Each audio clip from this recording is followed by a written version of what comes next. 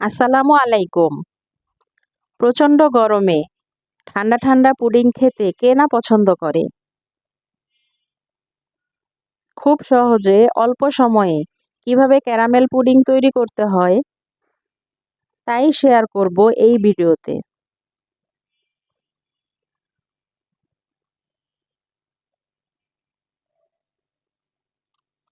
আশা করছি রেসিপি ভালো লাগবে।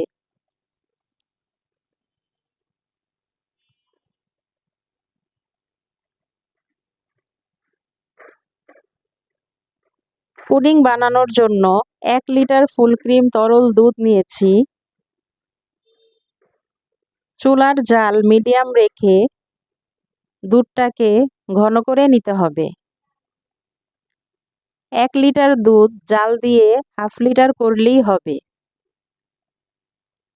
ঘন দুধ দিয়ে পুডিং তৈরি করলে খেতেও ভালো লাগে, দেখতেও ভালো লাগে। দুধ ঘন হয়ে এলে চুলা থেকে নামিয়ে একেবারে ঠান্ডা করে নিতে হবে।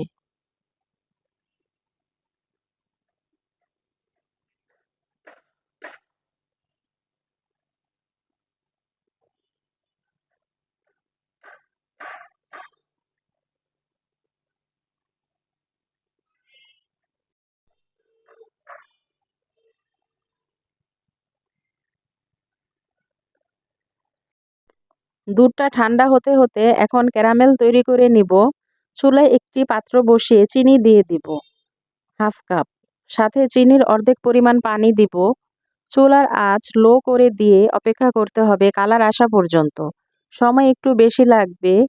এই কাজটি তাড়াতাড়ি করে করা যাবে না, সেক্ষেত্রে পুড়ে যেতে পারে। নেড়ে যেতে হবে যেন কালারটা সব দিকে সমান আসে। প্রয়োজনে একটু হালকা কালার করে নামিয়ে ফেলতে হবে, কিন্তু বেশি গাঢ় কালার করা যাবে না, তাহলে পুডিংটা খেতে ভালো লাগবে না, তিতা লাগবে। পছন্দ মতো কালার চলে আসলে সাথে সাথেই চুলা থেকে নামিয়ে যে পাত্রে পুডিং সেট করতে হবে সে পাত্রে ঢেলে ফেলতে হবে। এই কাজটি খুব তাড়াতাড়ি করতে হবে।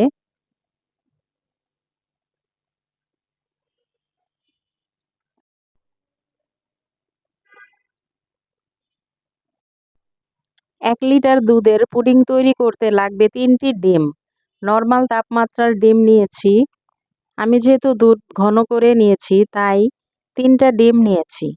দুধ যদি পাতলা থাকে তাহলে ডিমের পরিমাণ 4টি 5টিও লাগতে পারে। ডিমের গন্ধ দূর করার জন্য দিব হাফ চামচ পরিমাণ ভ্যানিলা এসেন্স। একটু মিশিয়ে নিয়ে দিয়ে দিব চিনি হাফ কাপ। কম মিষ্টি খেতে চাইলে হাফ কাপ থেকে একটু কম দিতে পারেন।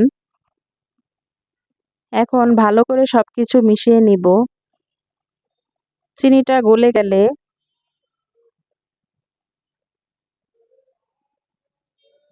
আগে থেকে জাল করে রাখা দুধ দিয়ে দিব।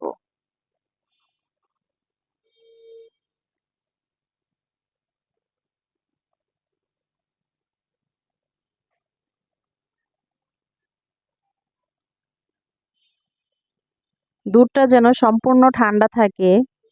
এখন ডিম আর দুধ ভালোভাবে মিশিয়ে নিতে হবে।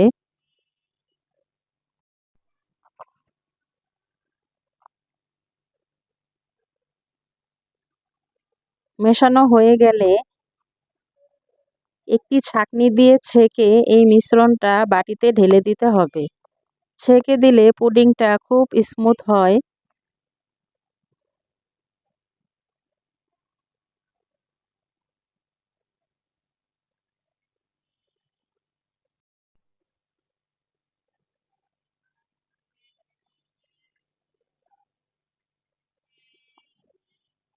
এবার বাটিটা ঢাকনা দিয়ে আটকিয়ে পুডিং তৈরি করে নেব।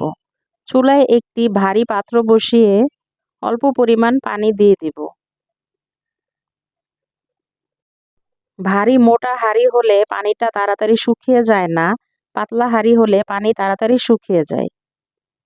বসানোর পর পানি যেন বাটির মাঝখান পর্যন্ত থাকে। একটা ঢাকনা দিয়ে ঢেকে চুলার আঁচ মিডিয়াম রেখে 30 মিনিট ভাপিয়ে নেব। খেয়াল রাখতে হবে পানি কমে গেলে পানি দিয়ে দিতে হবে। 30 মিনিট পর চুলা বন্ধ করে সাবধানে ঢাকনা খুলে চেক করতে হবে। আমি একটি ছুরি দিয়ে চেক করছি। পুডিং হয়ে গেছে। পুডিং যেহেতু খুব নরম থাকে, তাই চিকন কোনো কিছু দিয়ে চেক করবেন। এখন নরমাল তাপমাত্রায় রেখে ঠান্ডা করে তারপর ফ্রিজে রেখে দেব, যেন ভালোভাবে পুডিংটা সেট হয়। থেকে 2 ঘন্টা ফ্রিজে রেখে সেট করে এখন একটি ছুরি দিয়ে চারপাশ ছাড়িয়ে নিচ্ছি, যেন বের করতে সুবিধা হয়।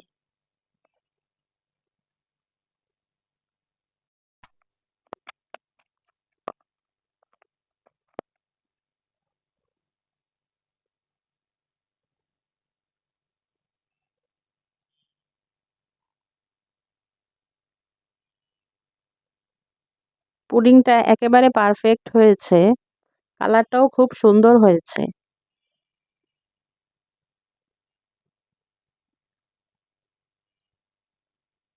বাসায় অবশ্যই ট্রাই করবেন। পারফেক্ট পুডিং আপনারাও বানাতে পারবেন।